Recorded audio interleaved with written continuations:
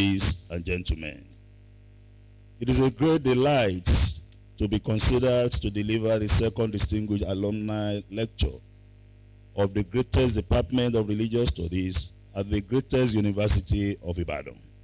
Today, 28 May 2025.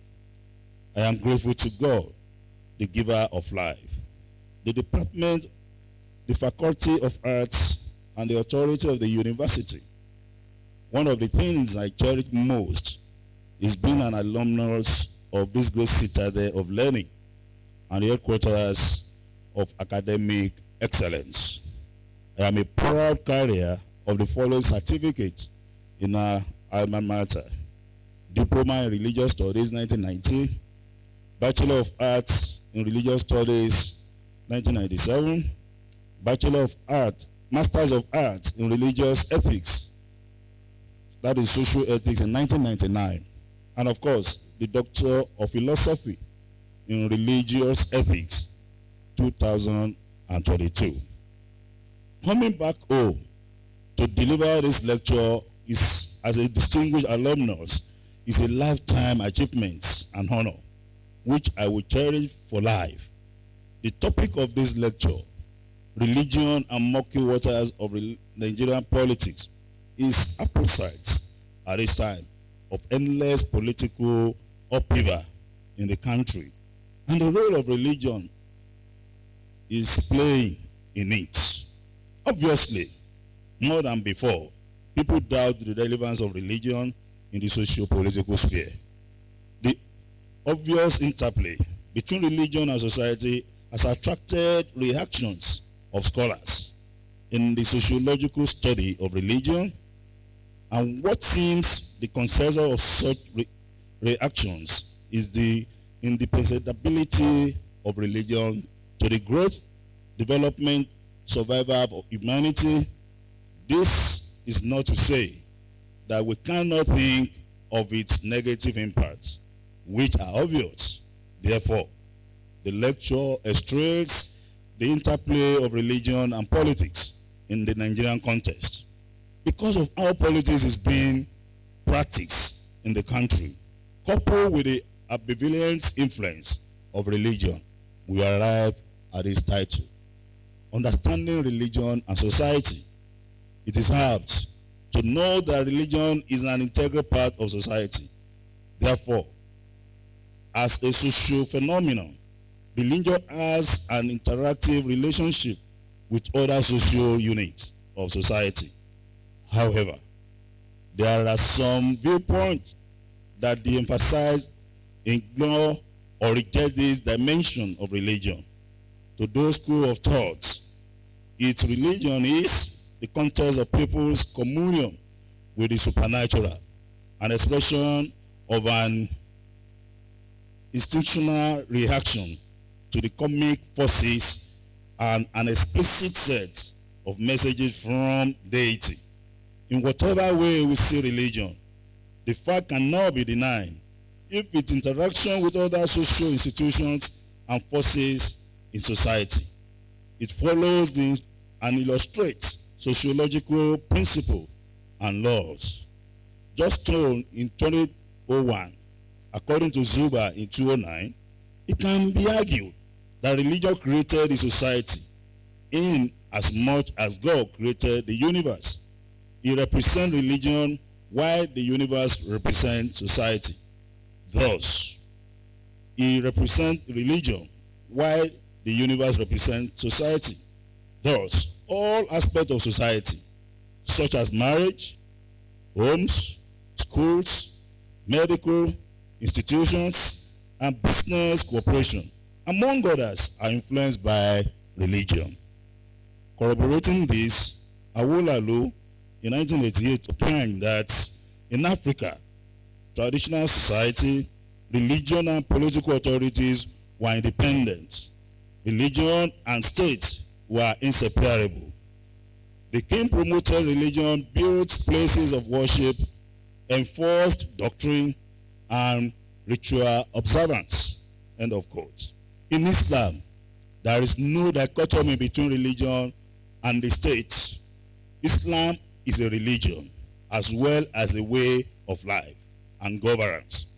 As far as a Muslim is concerned, Allah has revealed through his prophet a pattern for the life of man, in which politics, ethics, economics, social order are bound together in an indissoluble totality by the will of God, which is the transcendent element in the compound. In the New Testament of the Bible, there was no clear-cut division between the church and the state. God was acknowledged, ruler walking through his chosen servants. The saying, render unto Caesar things that are Caesar's, and to God the things that are God's, implies both the validity of the authority of the earthly rulers in their own spheres and the illegitimacy of their claim to an absolute obedience that belongs to God alone. The inference that can be drawn from this foregoing is that religion and society in practice are inseparable, intertwined, and of course, they are the same entities. Now we go to religion and Nigerian nation. Nigeria as a country is religiously pluralistic. Apart from the three major religions, Christianity, Islam, and traditional religion, there are several other competing for relevance and recognition. In spite of this reality, in theory, Nigeria is understood as a secular state. This has been indicated in the Constitution since independence. For the purpose of this emphasis, the word secular is derived from the Latin word secularis, which means temporal. It is taken to mean of or relating to worldly, as opposed to sacred things, or having no particular religious affinities, end of quote. Secularism as a doctrine rejects religion. It maintains that religion should have no place in civil affairs, and civil rulers should have no interest in religion. The condition of being secular is understood to mean secularity. Nwoleze in 1989. Thus, a secular state is a state where religion communities have no recognized role in politics and no formal relation to the state. Individual citizens have a freedom of conscience and religion, and freedom from discrimination on the basis of religion. This is different from a theoretical or religious state. As stated in the amended 1999 Constitution, the government of the Federation shall not adopt any religion as a state religion. Therefore, in policy formulation, governance, and other governmental activities, religion should not be an issue. By implication, every citizen has a right to freedom of thought, conscience, religion, and Section 38 is categorical about this. Number one, every person shall be entitled to freedom of thought, conscience, and religion, including freedom to change his religion or beliefs and freedom, either alone or in community with others, and in public or private, to manifest and propagate his religion or belief in the worship, teaching, practice, and observance. And that is why we were critical when we were told that somebody changed to Christianity in Zamfara State, and it was to go to Sharia courts. So we were waiting for the day the Sharia court will be constituted and what they will say about the lady. But later on we discover it was a lie. Nobody can try that in our country. Number two, no person attending any place of education shall be required to receive religious instructions or take part in or attend any religious ceremony or observance, if such instructions, ceremony, or observance relates to a religion other than his own or religion not approved by his parents or guardian. And number 3, no religious community or denomination shall be prevented from providing religious instructions for people of that community or denomination in any place of education maintained wholly by that community or denomination. Number 4, it states also that accordingly, national integration shall actively be encouraged, whilst discrimination on the grounds of place of origin, sex, religion, status, ethnic, or linguistic association or ties shall be prohibited, while national ethics shall be discipline, integrity, dignity of labor, social justice, religious tolerance, self-reliance, and patriotism. Also, members of political parties is open to every citizen, irrespective of his place of origin, circumstances of birth, sex, religion, or ethnic group. Federal Republic of Nigeria, 1999 Constitution. From the above, the religious policy in Nigeria can be understood theoretically. The legal provisions are made in order to ensure that citizens enjoy religious freedom and that the state or government does not afflict itself or show preference for one religion. The dictum, live and let live, is heard, and the contribution that religion can make to the life of citizens are recognized. Hence, the belief in religious tolerance, Awolalo, submitted in 1988. The counter-argument in some quarters is that rather than to lay claim to secularism, the country could be best described as a multi-religious society. This is because what obtains in the country cannot stand the test of absolute secularism. It is pertinent to state that the claim of secularism and non-secularism is differential, and as the position of the Constitution is given different interpretations. Whichever position people maintain, evidences abound that the government at all levels is not completely neutral in religious affairs. Therefore, there is a symbiotic relationship between religion and politics. Concept of politics. The word politics has no univocal definition, as it has been explained in various ways by different writers. However, for the purpose of this lecture, a concise clarification of the term shall be attempted. Politics is derived from the Greek word polis, which means city, and from polis comes the word polite, translated as citizen. The English word politics is derived from the verb politio, which can mean to be a citizen, to govern a city, a state, administer the affairs of a state. From the foregoing, politics can be understood as an act of governance, which is the commonest perception of it. It is equally a process of decision-making, both in the private and public spheres. In Aristotle's opinion, politics is the essence of the social existence of two or more persons interrelating with one another.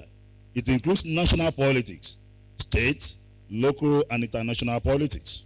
Politics involve the use of political power. This often results in conflicts, which are either resolved through dialogue or violence. It deals with peaceful coexistence among individuals or groups and provides a platform for cooperation in matters of common interest. Unarguably, politics is a game, and for it to be played effectively, it must be played. Therefore, everybody who is involved in it is a player. But the question is how well it is played. It should be noted that politics is a human activity, and every aspect of life, including religion, has an element of politics. We are aware that there is politics in religion and there is religion in politics. I am presenting this paper as a bishop who was elected by men before the Holy Spirit ratified my election. The recent election of Pope Leo XIV was not done by angels or spirits. Human beings were predominantly involved, and they were waiting for the white smoke and the black smoke. And eventually the white smoke came, and that signified the election of a new pope. For emphasis, in the mainland churches and some other denominations, leaders are elected. In the Methodist Church, the Anglican Communion, the African Church, the Roman Catholic churches, bishops are elected through electoral college. For this to happen, candidates are nominated, and nomination will be seconded. If your nomination is not seconded, then you have nobody to vote for you. Votes will be cast, and winners will emerge until you have two-thirds majority. And if that is not gone, then you go for the simple majority. Can anything be more political than this? Even in the family, there is politics between a man and his wife or wives, as the case may be. Among co-wives in the polygamous setting and among siblings, you have sibling rivalry. Sometimes the head of the family or the first child may be conspired against. In the university system, which is our immediate constituency here, head of departments, deans, provost, deputy vice chancellor, not the one here, and the vice chancellor do emerge after a political process. What are we saying? Politics is indestructible and inescapable. In other words, every living and rational soul is a politician, including yourself and myself. Misconception about politics. Politics is an endemically misunderstood and misconstrued concept. People give it different interpretation, notably being a dirty game, a dubious act, and manifestation of not being straightforward.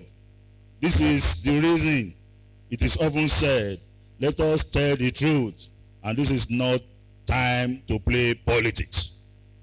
Therefore, being conceived in a bad light, many people, especially Christians, have apathy towards politics. Contrary to the foregoing, good and responsible citizens of different religions, affiliations, have a duty to participate in politics in terms of voting during the election, standing as candidates, taking part in campaign exercise, and identify with political parties.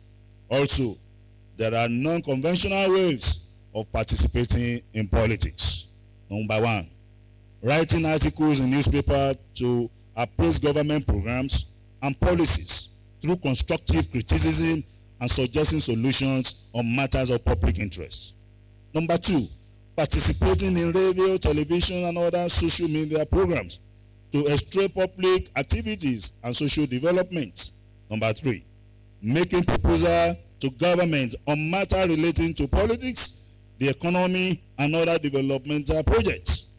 Number four, organizing seminars, symposia, and public lectures to deliberate on different issues that can bring progress and peace.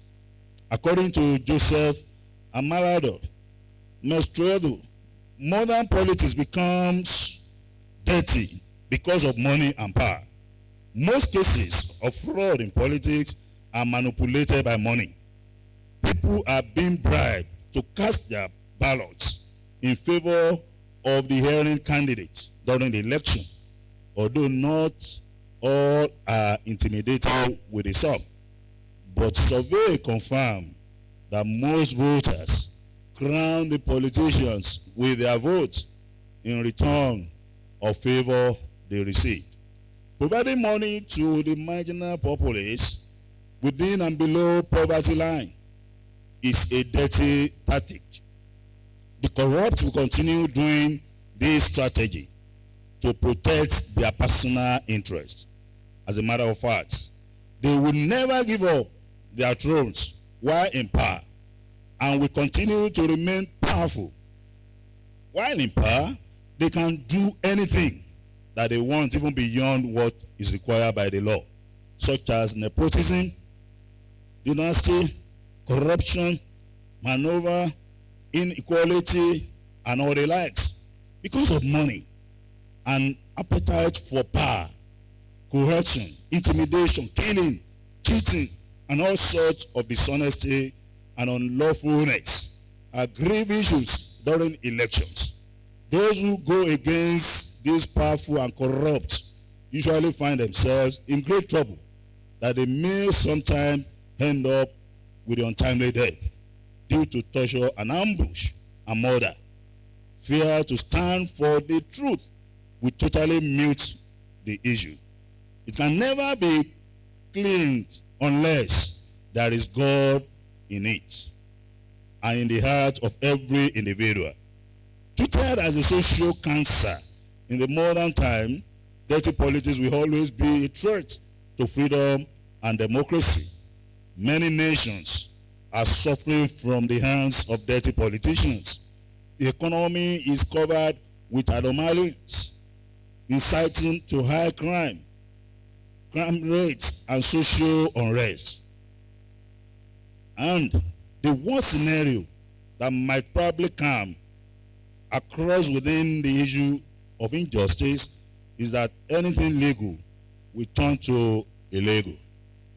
The above thesis goes with the Machiavellian's principle of the end justifying the means as characteristics of many contemporary democracy. To many, there is no link between morality and politics, and there has been made it to be played and practiced in a dirty manner. Religion and Nigeria politics. It will amount to an error of contradiction to claim that secularity in Nigeria is absolute, and the legal provision notwithstanding, without missing words. Religion has been a potent factor in Nigerian politics since independence, thereby threatening our secularity. The fact that no religion is recognized as a state religion does not suggest that religion is not an issue of concern to successful administration in Nigeria. In fact, it has been a matter of inevitability. However, the pluralistic nature of the country is largely recognized.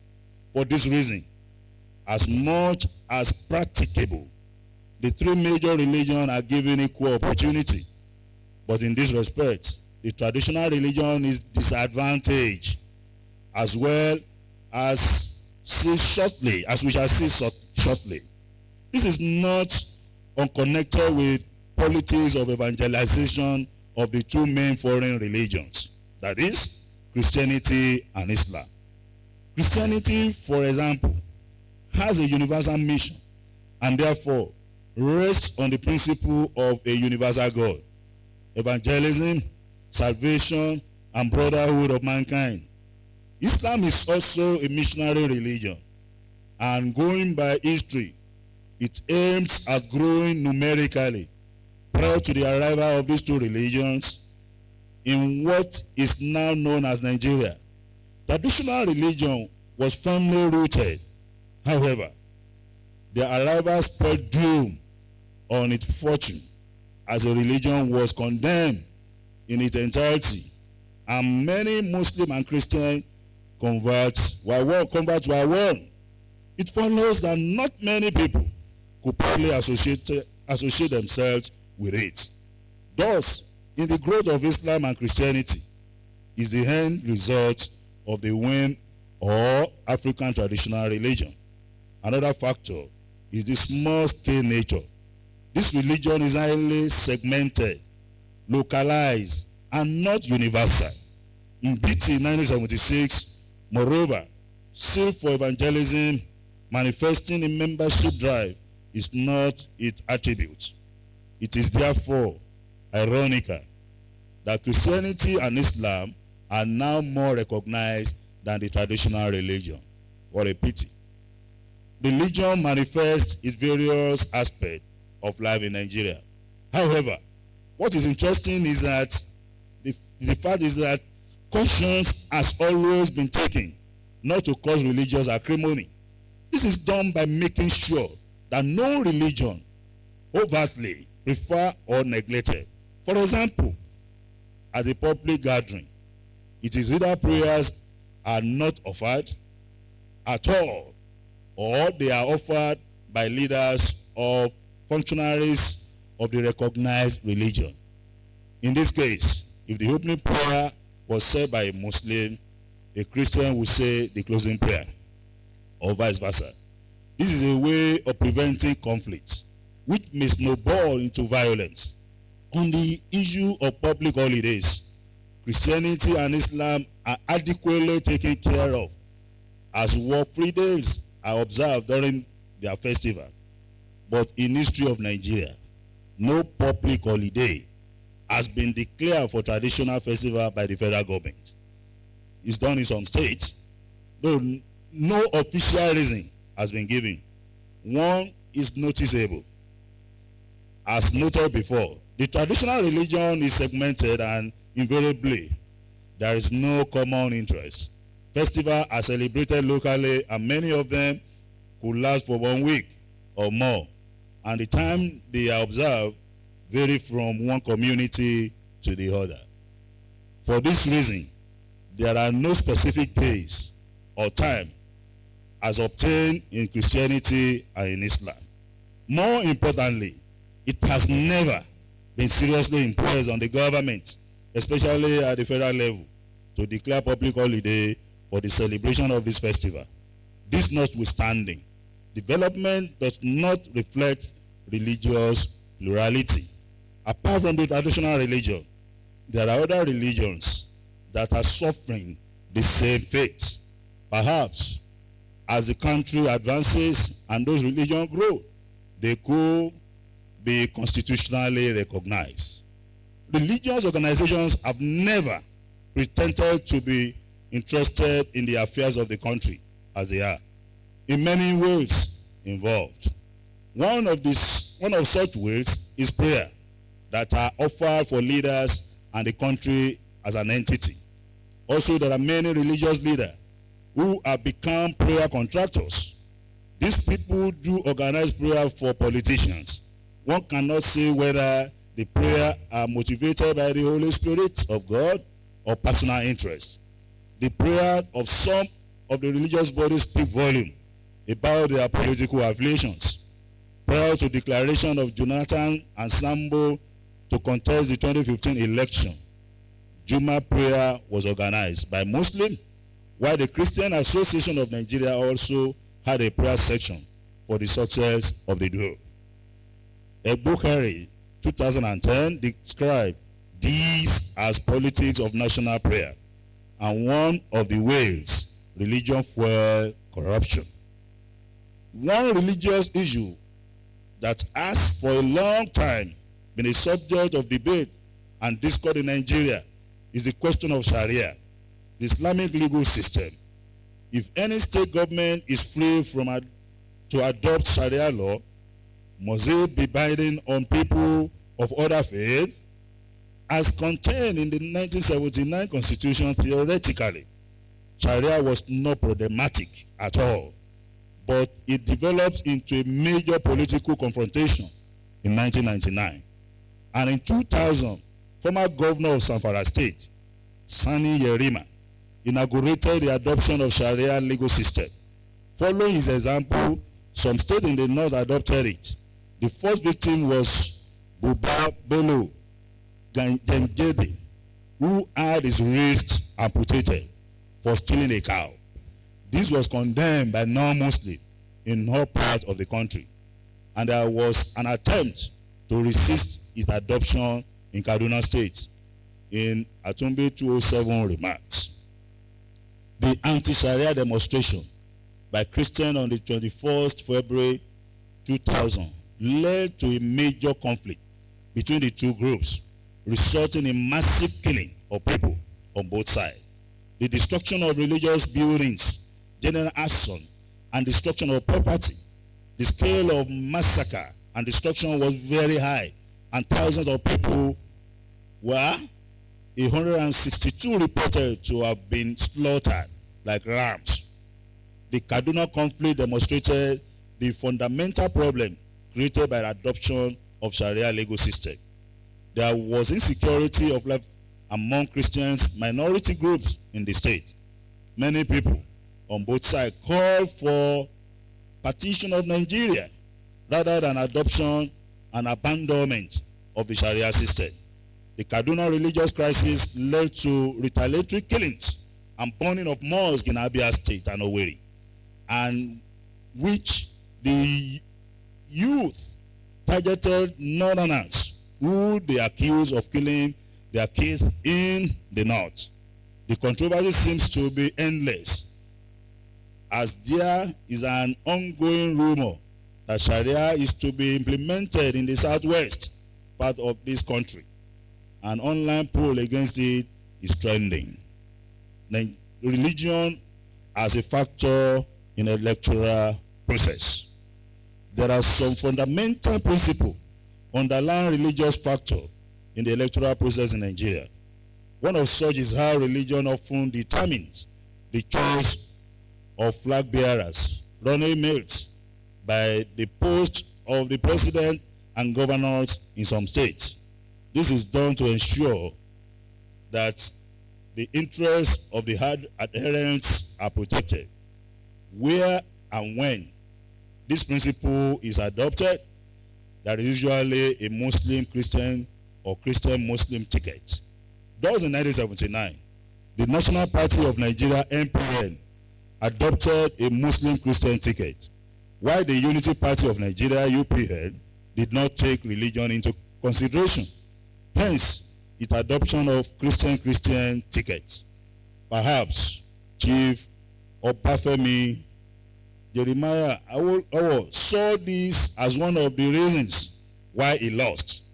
He chose a Muslim from the north and his running mate in 1983. Even more military regimes recognize religion as a factor in governance. For instance, the Murtala Obasanjo era was a Muslim-Christian ticket, and Obasanjo, upon becoming the head of state, chose a Muslim as his deputy. However, the Buhari Idiagbon regime was Muslim-Muslim, while the two chiefs of the general of Babangida were Christians.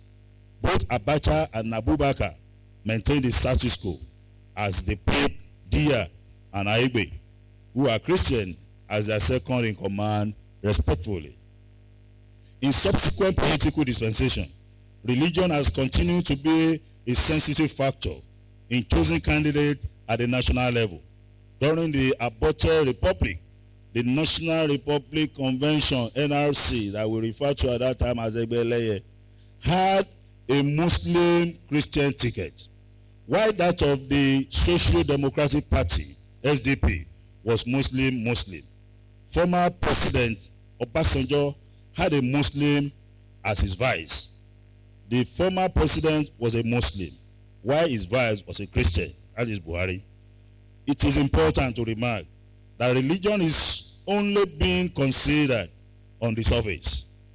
It is not based on how religiously committed the candidates are, but at least the tension will not be generated if no religion feels marginalized. This is indeed a political diplomacy, but it is problematic because the signal is that only Islam and Christianity are existing religions, given the fact that the adherents of traditional religion and other are not in any way considered, just like what obtained in the matter of public holidays. However, since no agitation has been made by them, and if none is ever made, problem may not arise. It is also an issue that voting and campaign in some cases are based on religious sentiments. In this case, religion could use either canvass support for a candidate or dissuade the electorate from voting for him or her. This is why some Muslims will not support Christian candidates and vice versa. On this, Justin 201 opined that a widely recognized point of religious influence over politics is that of people's voting preference and behavior.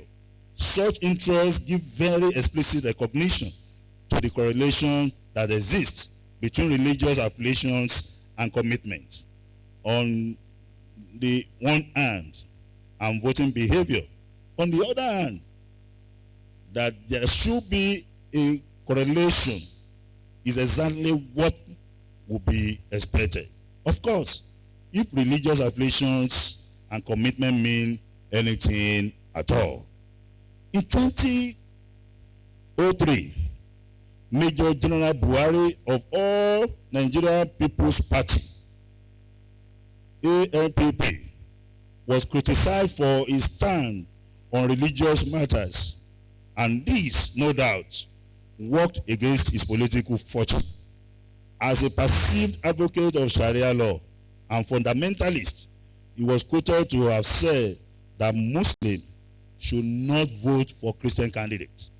From the foregoing, it can be inferred that religion could be a dangerous factor in an electoral process.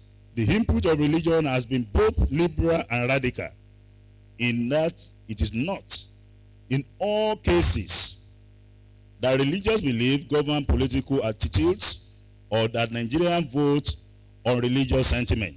For example, in 1979, Muslims in the Southwest voted for Chief Obafemi Awolowo, a Christian, while Christians in the North voted for Alhaji Shehu Shagari, a Muslim. The result of the unknown 1993 presidential election lends credence to this claim, as the victorious party adopted Muslim ticket, and Christians did not, because of this decision, not to cast their vote for its candidates.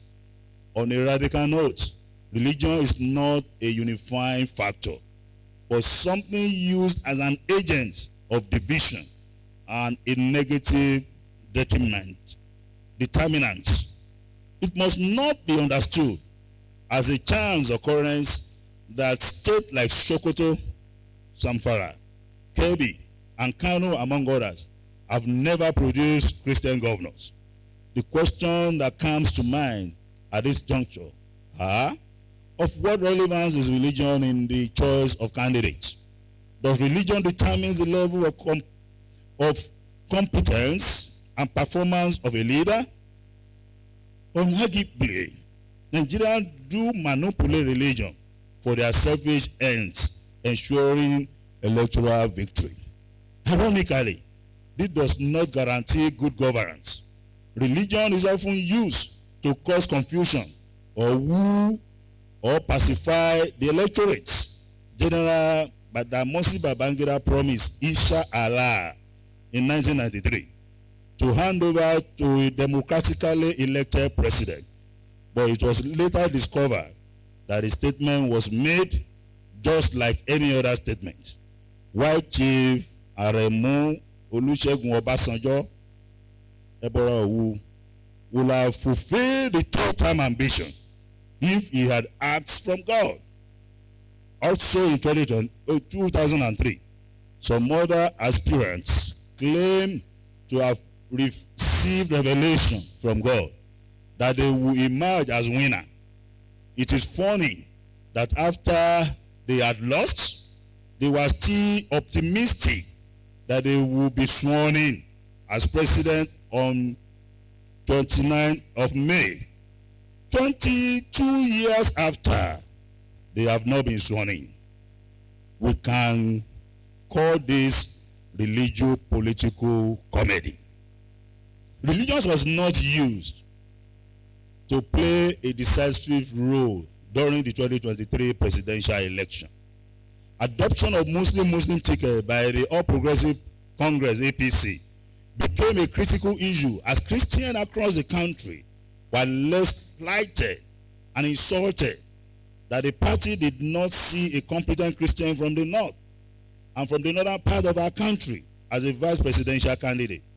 For this reason, there was a non-verbal protest and gang up against Muslim ticket. Therefore, the APC was branded an Islamic party, while the Christian community had a point. The presidential candidate appealed to the logic of strategy of winning election. And this I can confirm to you that we visited Asiwaju Bola Tinubu with the former prelate of Methodist Church, Nigeria. And I said to him, the church is not happy with you. We want a Christian vice presidential candidate. And he laughed. I look at prelate, he looked at me. He said, prelate, do you want your friend to be president? Prelate said, yes, of course, that is why I'm here. If you want me to be president, I cannot choose a Christian because the people will not vote. We went to camp president, the immediate past and the current one, and he repeated the same thing. And he said, if you want me to be president, then tell our people. The vice president is not the real person. I am the president. And if you have issue, you come to me, and we shall look at it together. And in Yoruba balance, while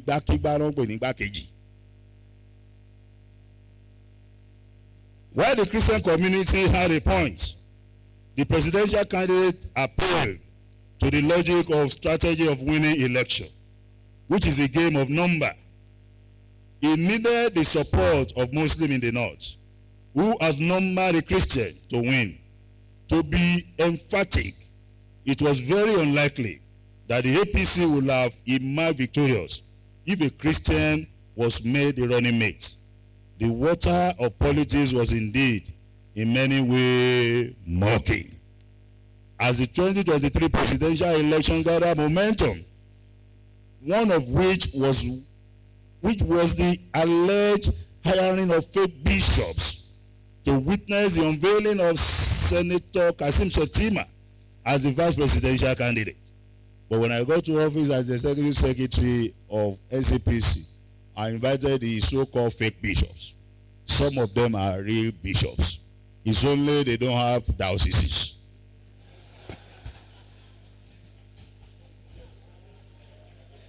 And you should not blame them. Most Pentecostal bishops don't have dioceses. This is another way of understanding peculiarity of religion and politics in Nigeria context. Clerics and religious functionaries often dip themselves into the murky water of politics by either supporting or opposing candidates not based on ideology but sentiment and emotion. There are usually predictions and prophecies preparatory to election. Like previous election, in 2023, presidential election brought about the role prophets could play in subtly canvassing for vote for candidates of their choice, claiming they are delivering God's message. God revealed to different messages to people, and prophets about who will emerge as the president. Each of them saw who was going to win, whereas there can be only one winner. At the end of the electioneering process, the incumbent president, Senator Bola Ahmed Tinubu, won the election, while other contenders lost in spite of the predictive prophecies that favored them, that are in 2018. One of the ways of understanding is the possibility of those prophets not delivering God's message, but their own personal messages. God cannot be mocked, and he is not a politician. Therefore, political prophet must not drag God into murky water of politics in Nigeria. or anywhere. It is not a crime for religious people, even clerics, to have preferred candidates since they are citizens of the country who will be affected by the decision of those at the helm of affairs. In other words, citizens deserve good governance, hence the need to work towards actualizing it. Involvement of clerics in politics. It can be said that politics is no longer seen as an entirely dirty game by a large number of Christians. This is the reason some clerics have become political activists. One of such is Bishop Bolanle Bonigi, a retired Anglican bishop of Akure Diocese, who did not hide his disapproval of military rules and military regime headed by the late General Sani Abacha. Bishop Bonigi was undoubted and never felt intimidated in spite of threats by military. A military administrator once asked him to send a copy of his sermon to his office. He was going to preach at the burial of the former civilian governor of the whole Ondo State, Chief Michael Adekunle Ajasin, in 1997. His response to this order was that the sermon was going to be inspired by the Holy Spirit. Immediately he mounted the pulpit. It is interesting to know that many years after, at the public presentation of a book in his honor, late General Oladipo Dia, the second in command to Abacha, admitted that his boss had much respect for Baba Bishop Bonigi of blessed memory as a fearless servant of God. As leaders of the Christian Association of Nigeria and head of churches, the likes of Cardinal Anthony Olubunmi Okoje, Cardinal John Onaekon, His Eminence Sunday Kofi Mbang, Most Reverend Peter Jasper Akinola were opposed to bad politics of the federal government, especially during the military era. And I also remember when I was a junior minister in Agbeni Cathedral, I delivered a message and I was told that I would be arrested the following day. I said, let them come and arrest me. I will say it again and again. But alas, nobody came to arrest me. There are also activists, clerics like Bishop Matthew Azankuka, Apostle John Suleiman, and others who are demonstrating political activism in their own local. Political activism does not suggest participation in party politics, but it could lead to it. This is apt to describe some prophet who at one time or the other got involved in party politics, not only as a member of the political party, but as a candidate in election. Notable among them is Pastor Tunde Bakari, who was running mate to General Muhammadu Buhari during the 2011 general election. Prior to this time, he had been consistent critic of successful government. Another cleric who had ventured into partisan politics is Professor Yemi Osibajo SAN, a former president of the Federal Republic of Nigeria. Osibajo, a senior pastor of the Redeemed Christian Church of God, was Attorney General and Commissioner of Justice in Lagos State between 1999 and 2007. The involvement of these religious leaders in politics might have been impelled by the desire to ensure good governance in the country. And at the moment, you know, we have Father Elia in Benue State, and we have Pastor Umar in Akwa Ibom. After an election, the oath of office is administered on whoever is elected or declared as such. The main thrust of the oath is the promise to act faithfully and in accordance with the Constitution of the Federal Republic of Nigeria. In doing this, the help of God is solicited, though religious leaders are not given specific role to play when oath is being administered. The mention of God's name, coupled with the holding of the scripture or any religious object, is enough to establish the evocation of the divine. Election submitted in 204. In the infiltration of religion into electoral process is consummated with thanksgiving by politicians in churches and mosques to acknowledge God's sovereignty and faithfulness, and for granting them victory, no matter how fraudulent the election might be. It has not been recorded in recent time that such people were prevented by religious leaders, who ideally should not be part of any fraud Family submitted in 208.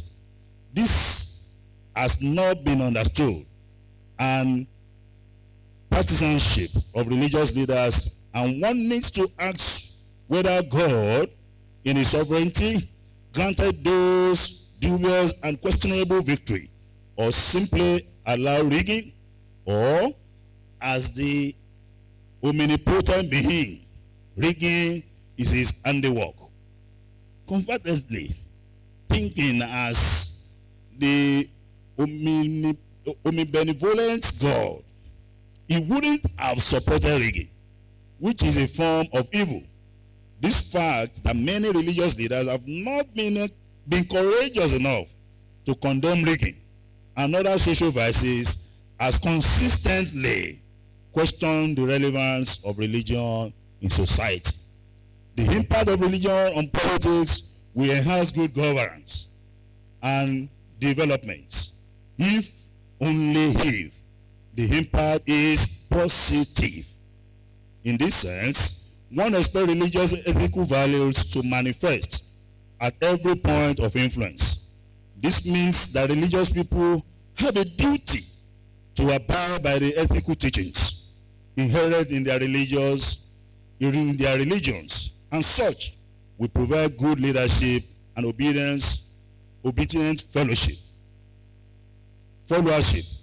This confirms common creed of religion of humanity, which is aimed at bringing material security, peace, justice, and progress according to him. Love is the principle. Order is the basis. Progress is the end. Zuba 209. Adherence to religious ethical value is imperative for all religious practitioners. Interestingly, Nigerians are one of the most religious people in the world. Therefore, there is a need to live a moral life because it is commanded by God. Omorogbe, 1998. Failure to do this will be counterproductive. As the case of Nigeria, one expects a credible electoral process in a religious community. Like Nigeria, if rulers are obeyed, religion being an agent of social control helps to keep people with the norm of the society, which is the real basis of politics as affirmed by Adele 1988. And I quote, "Religion breeds an ideal heart in a man to be able to be conscious of the need to have a clean heart. By this, he will grow to have a philanthropic or patriotic thought before venturing to lead or represent his people in government of the state." In other words, religion will prepare the mind of the man to be a good politician who will constantly fall back upon his religion to guide him. The teaching of the truth of religion are expected to guide him to be able to lead his people aright as politicians with fear of God in him. He will never consider himself first. Rather, he knows that he is the servant of the electorate, his people. Religion in an idealistic setup therefore serves as oil to lubricate politics. This is to say that religion bears peace and love, both of which are vital ingredients that can sum the interests of societies together for an ideal and a very healthy and purposeful politics. Without missing words, a heart-free election will produce legitimate leaders who will govern with the fear of God and obedient followers. Achieving this will solve problems such as political instability, violence and insecurity, maladministration, retardation of growth and development, international stigmatization and apathy towards politics, which apparently are byproduct of electoral malpractices. Another expected positive input of religion in politics is the adherence to the oath of office. In this case, political leaders, having invoked God when the oath is being administered, will rule with the fear of God. We must be cognizant of the fact that every content of the oath is a guarantee for good governance, if imbibed. However, what is experienced in Nigeria is the flagrant disrespect to the oath taken by elected and appointed leaders. This is the reason Ilesanmi described the oath taken as psychological of mutual mistrust. In the influence of religion on politics, at various times, threatening the corporate existence of Nigeria. For example, the issue of Sharia Court of Appeal almost brought the Constituent Assembly to an abrupt end in 1978, giving the walkout that was staged by some Muslim members and the antagonism of non-Muslims. This wouldn't have arisen if the secular, pluralistic nature of the country had been respected. Religious crises have further worsened inter-ethnic animosity.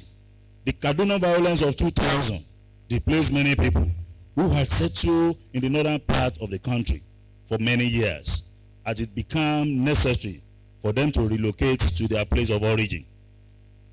That some part of the country are not safe for all citizens is decisive, and this cannot guarantee sustainable development. Also, the adoption of Sharia law by some state governors almost terminated the National Youth Service Corps, which for many years has been a major unifying factor in our great country.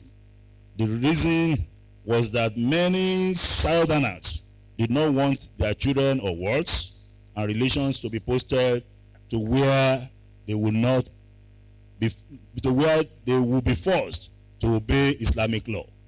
The tension was doused when the general public was assured of their safety. Killing of some corps members in Jos in 2008 is another way of understanding this issue. In fact, a motion was moved at the National Assembly that all youth corps members posted there should be redeployed. Consequently, upon the violence that have become a recurring decimal in that state, no society can grow in the atmosphere of religious violence, which more often than not has political undertone. It should be mentioned that in 2008, the Jos crisis started as a political war, and it later took ethno-religious dimension, in which several lives were lost. Ohia 209. The cancellation of the Miss World pageant that was to be hosted by Nigeria could have been averted in a country where the constitution is adhered to in a religious matter. All these have economic implications on individuals, on states, on our great nation as a whole. Many people in the South do not see the reason why taxes collected paid on businesses prohibited by the Sharia law should be used to develop states that operate it.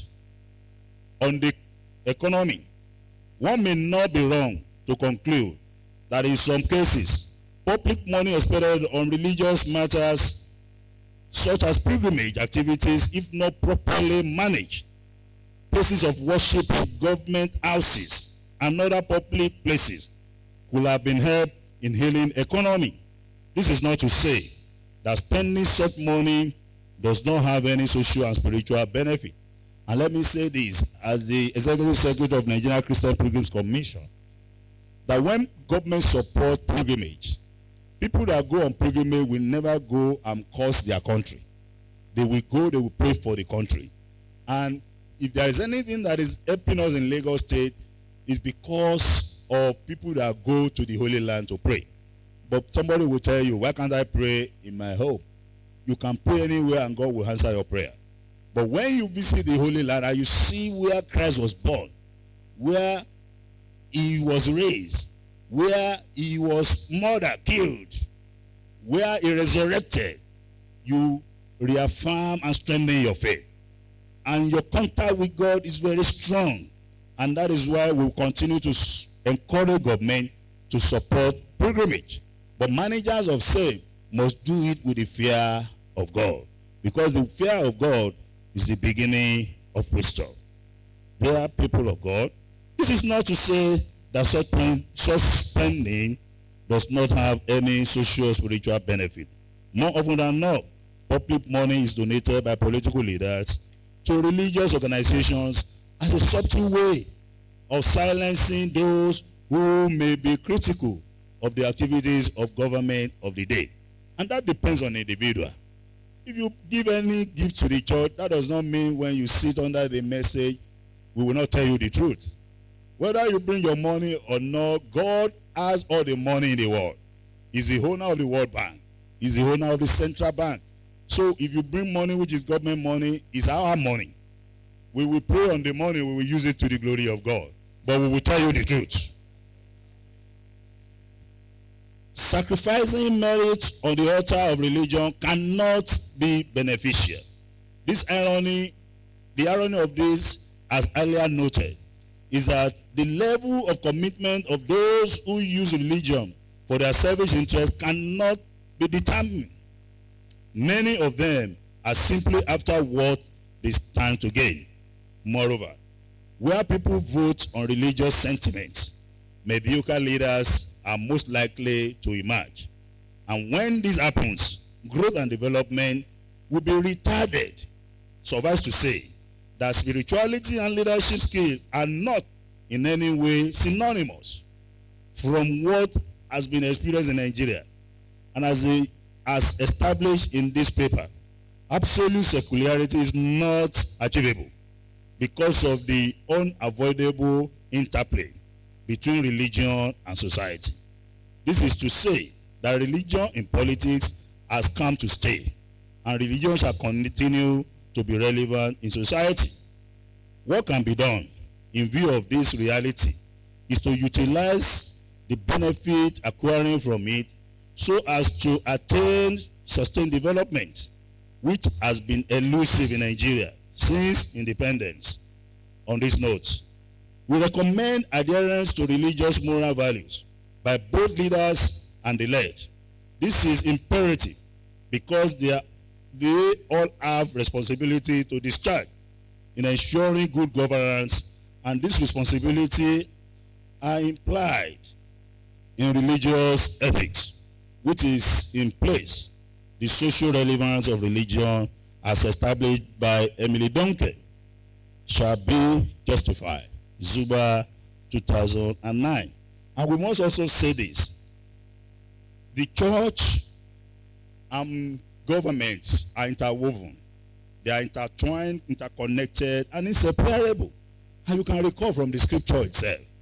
You know the experience of that man Nathan, who went to David in his palace and told the king, this happened, and the king said, whoever has done that deserves death.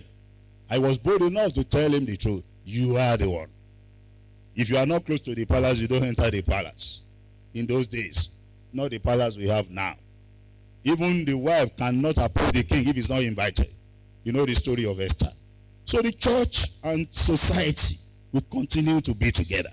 But we must just have the fear of God in our heart. My political voyage, like it's been mentioned earlier, it started in the primary school. We were in primary 4 with my brother. And they asked us to look at the wall clock and tell them the time. I said the time. They separated about 4 of us who can identify the time. And they now asked us to jingle the bell and announce, you know, those times you have to shout. But when I shouted my own, my sisters in the modern school, they heard my voice and they were shaking in their classroom. So the teacher said, you are going to be the timekeeper. That was how I was chosen. And when we left the primary school, we got to the secondary school. If I've not been a pastor, probably I would have been an actor. So I was the president of the drama group. And my brother happened to be the prefect in charge of our library. And when we left that place, I entered Emmanuel College of Theology. And I have my mates here. Even before I leave secondary school, don't let me forget that one. As the drama group leader, I acted Chogo, Olukoso, Arekujaye, Ajibamba Loju Bamba Jiba, Asoroto Sojo Nyaran. And I came to this university. That's all. They were having their whole anniversary. And I staged Songo for them. Even before the late Alaafin for you. And because of that, in my secondary school, my mate called me Shongoti today. But when they see Bishop. So after that, in Emmanuel College of Theology, I have my mates here, very Boyediro, Atolaye, Olori Kodoro is here. Akonde is here. And many of our contemporaries, Jacob Adeyemi, Jacob Ibikunle, you know, I became the prefect in charge of the common room.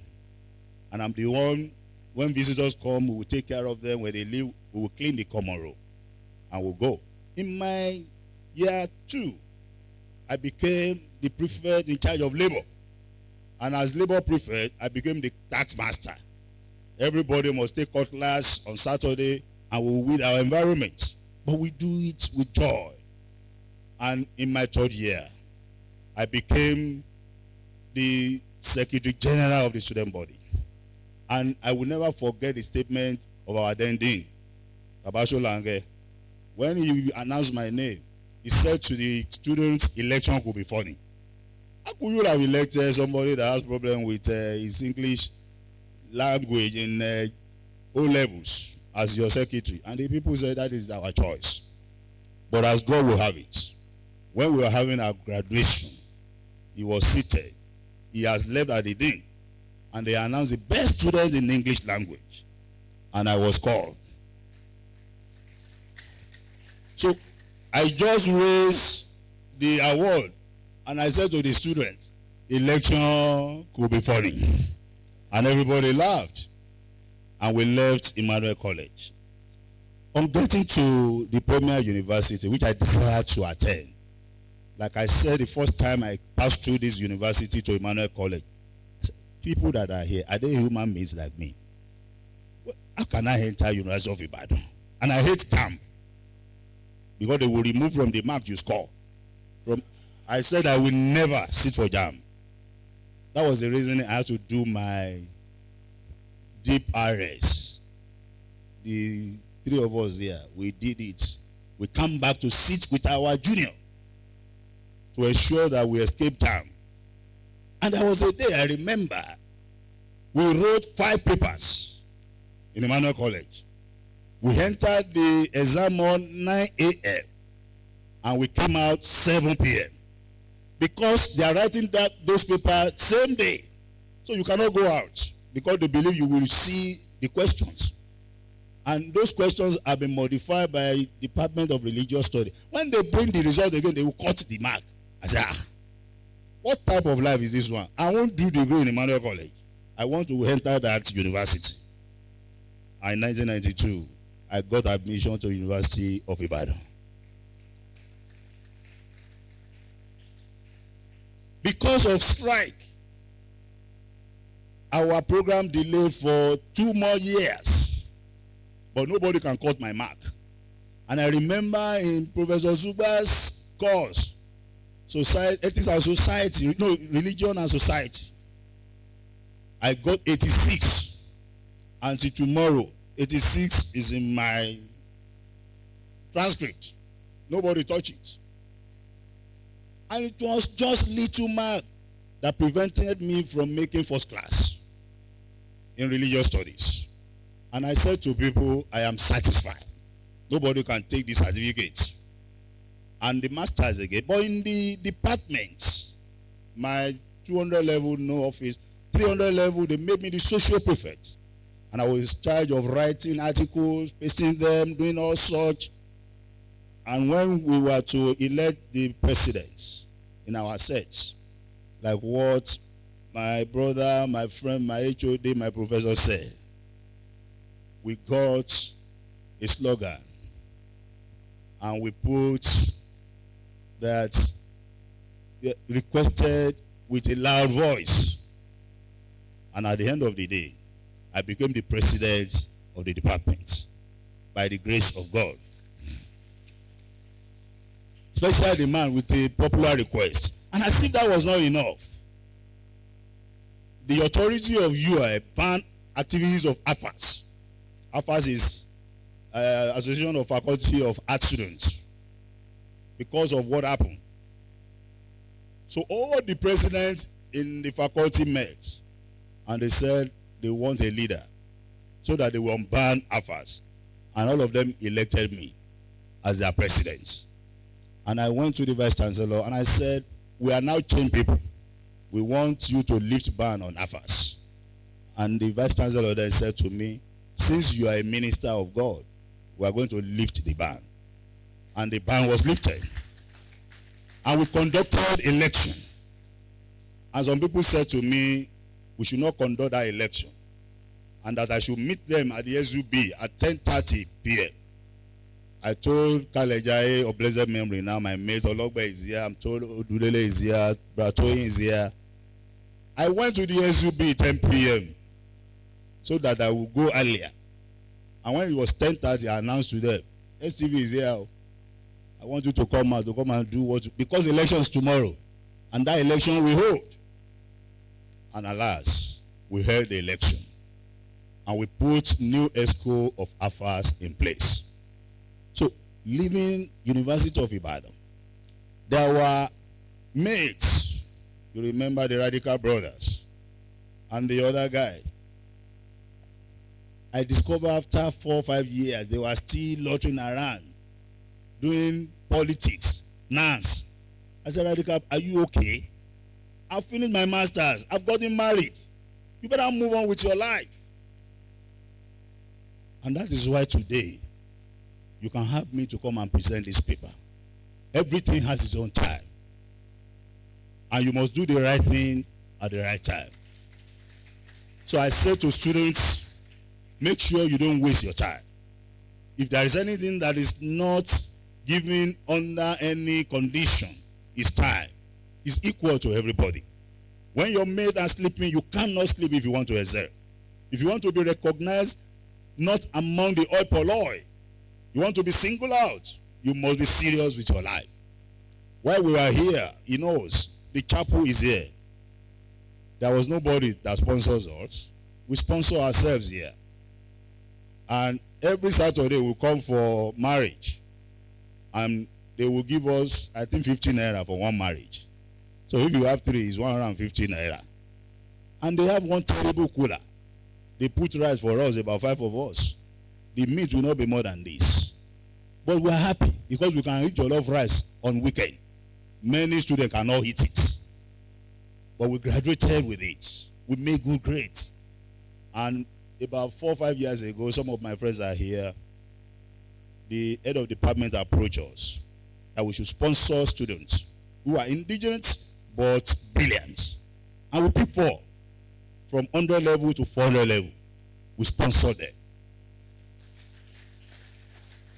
The students want to know us. I told them you cannot know us. When you are grown up, go and do likewise. So, after the university experience, now as a pastor, as a minister in Lagos State, I was posted to Trinity Church Council, and they asked me to be in charge of CAN. And my brother, Reverend Ario, is here.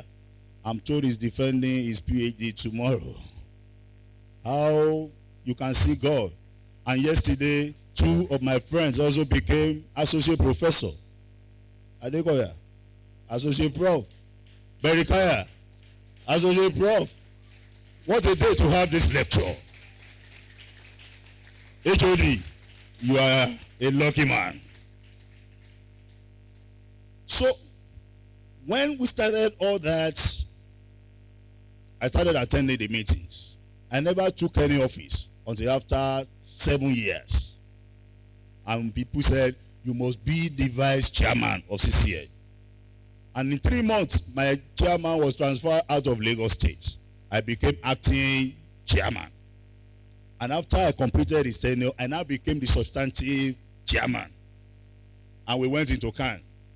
The man, Baba Oshewa, of blessed memory, died. So they needed to replace him. And politics came in again.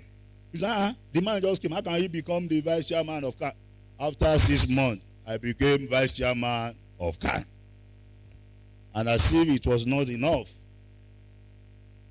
when it was time for us to now become the chairman, I was not yet a bishop. Politics started. A lot of people want me to be chairman. Some people said no. And power came from national body in Abuja. They manipulated our election and they elected an elderly person, Baba Bambola of blessed memory. And they now said what they can give to CCN is treasurer. And people said, STV can never be treasurer. No way, you won't accept it. Everybody said I should not. But my late wife said to me, dear, I see me like Bangodasi. Accept to be the treasurer. And I told them the following day, I have accepted. My own treasurer is not to be counting money. My minister of finance. So count your money, I will just sign. They were surprised that I would accept. But after the tenure of Baba Bambola, whom I served diligently, the man was prepared to die if I don't become the chairman. And at the end of the day, after 4 hours of politicking, I emerged victorious as the chairman of CAN in Lagos State. And at the national level, I was chosen to be the director of national issue and social welfare. And at the zone, the Christian Council of Nigeria also elected me as the chairman. So it was just coming. And because of that, I was exposed to politics in the church. In fact, it started from my own church. Because I serve in Tinubu. Tinubu is the seat of power. You have the prelate, you have the secretary of conference, a bishop, you have bishop of evangelism, a bishop. That time we even have assistant secretary of conference, a bishop. So if you serve in that environment, you must shine your eyes.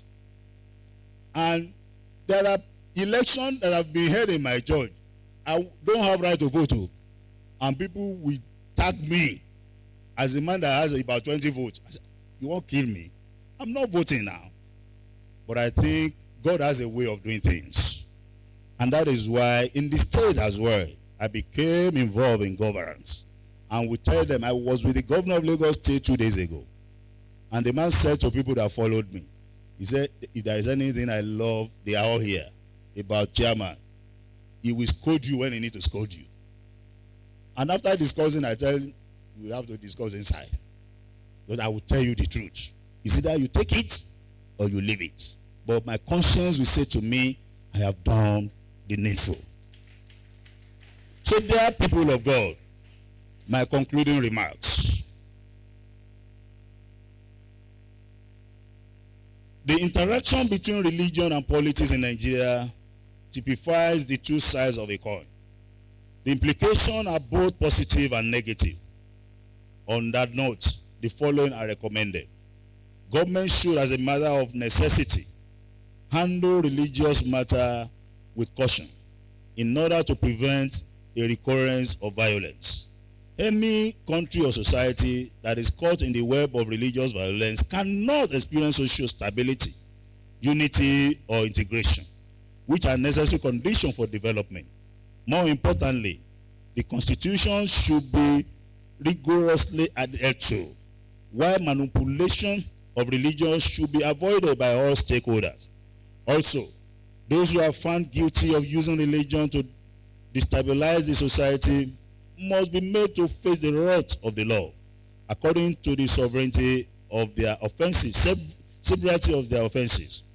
A major problem in Nigeria is non-application of rules of any kind.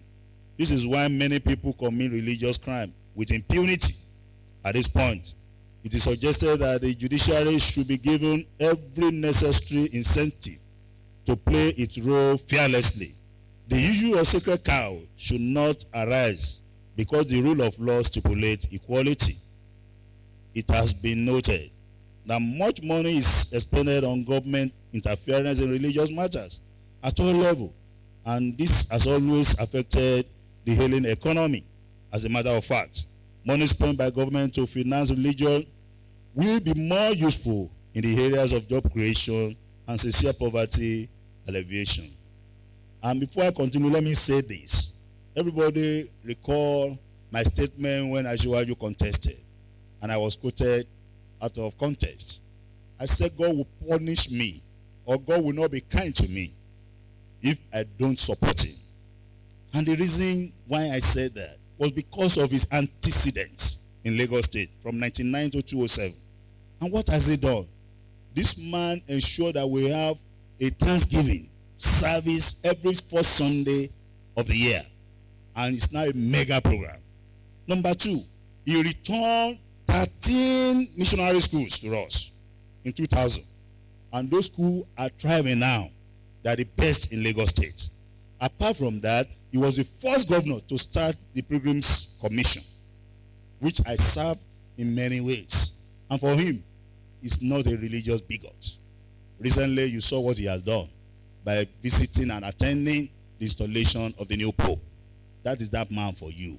And by the grace of God, he's going to do more. You need to pray for him. And God gave him a wonderful woman. That woman is the Esther of our time. If you are close to her, you will know she's a praying warrior, a prayer warrior who kneel all the time. So what I said that time is my own personal statement.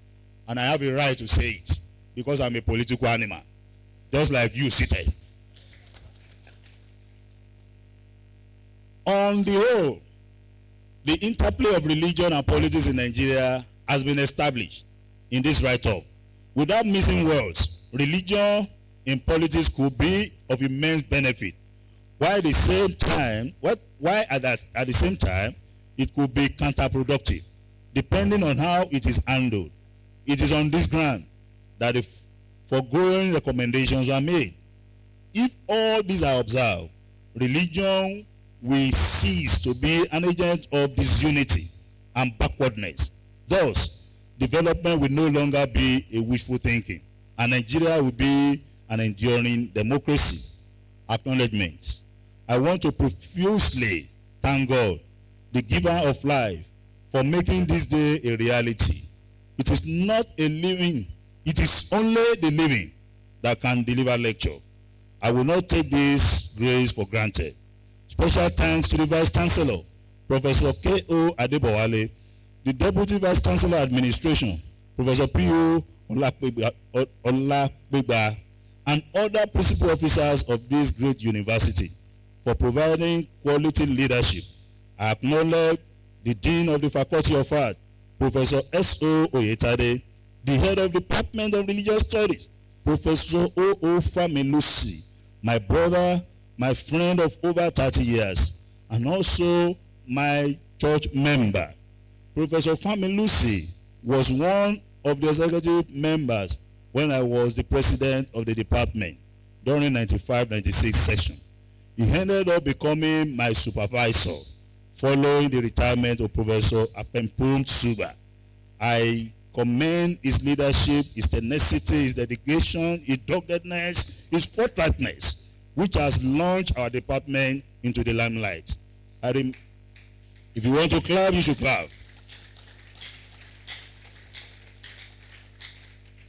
I remember with nostalgia my undergraduate and postgraduate teachers and lecturers, notably Professor Eso Abogunrin, Pastor Babs Mala, Reverend Father Joe Kenny, Professor M.Y. Nabofa, Bishop Professor J.O. Akao, Dr. G.A. Oshitelo, and Professor Dokas Akintule, all of blessed memory.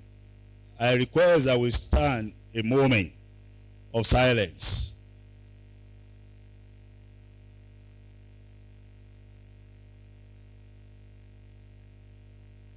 May the souls of the departed rest in peace. May light perpetual shine upon them. And may the good Lord be with the families left behind. You may be seated. Dear people, I appreciate Dr. Olushola Olukunle, who called me from Canada 2 days ago and wished me well at this lecture.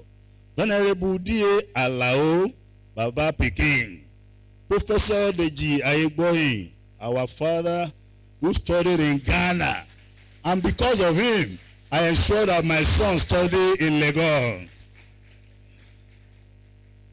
Archbishop Professor G.I. Lashebikan Uncle Lash, Chief S.K. Olajide, they all laid the foundation for my scholarship. Other serving lecturers, notably Professor Ayotayo, Professor Fatokun, Professor Dada, Professor Labiodon, who started with us 37 years ago in Emmanuel College. She came to our college to serve his NYSC. So we cannot forget the relationship. And of course, Baba Obiko, Bishop Obijole, Professor Mekpaira, my own classmate in Emmanuel College, now a professor. Dr. Ramoye, now Associate Prof. Adekoya, Associate Prof. Borikaya, Dr. Okonlawon, okay. Badamosi and Bamboshe deserve my gratitude.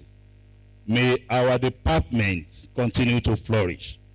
I cannot forget my spiritual leaders who contributed significantly to my spiritual development and also introduced me to church politics. His Eminence Dr. Sunday Kofi Mbang, Archbishop Olasoji Makindipe, my late father-in-law, and Archbishop A.A. Omodumbi Alaji Agba, all of blessed memory.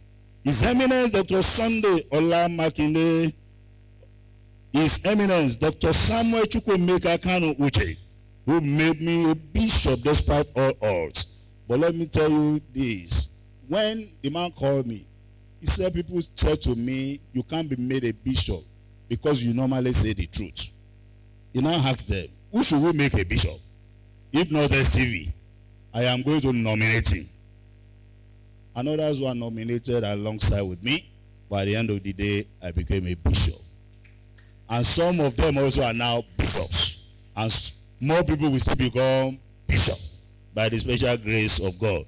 So, Emmanuel College student, your own time will also come. Don't worry. His Eminence Dr.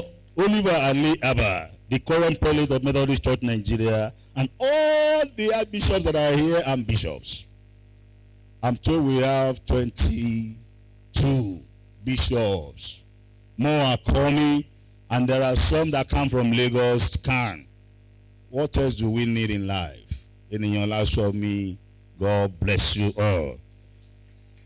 All our bishops, I recognize you. I appreciate you all. My first wife, Oluwafumilayo Adetifewa Adegbite of blessed memory. My wife, Adewumi Fadeke, Princess, and my children, Tayo, Tope, Tayo, and Kainde, mean so much to me. God bless all of you. Distinguished ladies and gentlemen, thank you for listening, and God bless you. Hakuna